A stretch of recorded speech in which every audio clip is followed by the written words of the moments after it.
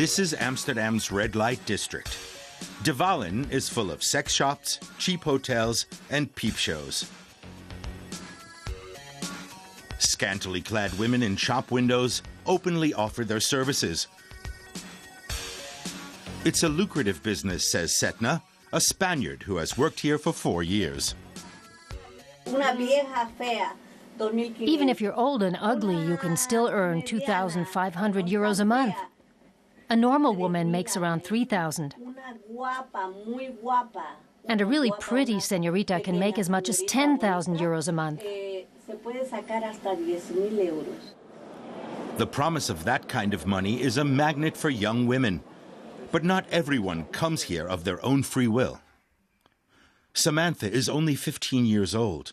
She was forced to work as a prostitute for 4 years, some of that time in Amsterdam. Nude photos, beatings, and rape were her daily reality, and she became completely dependent on her pimp. You feel like you have no choice. He gave me drugs, so I didn't think about it anymore. He told me again and again that I liked what I did. I stayed because of him. I was scared of being alone. Just a few weeks ago, she finally found a way out, thanks to Anita de Wit. She lost her own 15-year-old daughter to prostitution. Since then, she's run a campaign against what the Dutch call lover boys, men who force girls into prostitution. But it was too late for her own child. Now aged 20, her daughter still works in this Amsterdam bar. She's an adult, so her mother has no legal power to intervene. The Amsterdam Council now wants to set a minimum legal age for prostitution.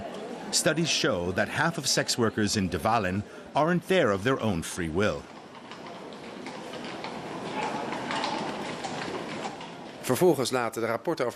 Most of the victims of human trafficking are younger than 23 years.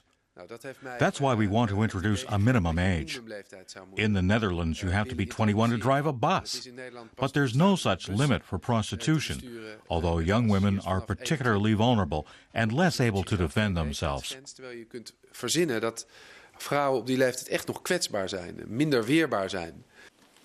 Lodewijk Aser wants to improve the image of his city.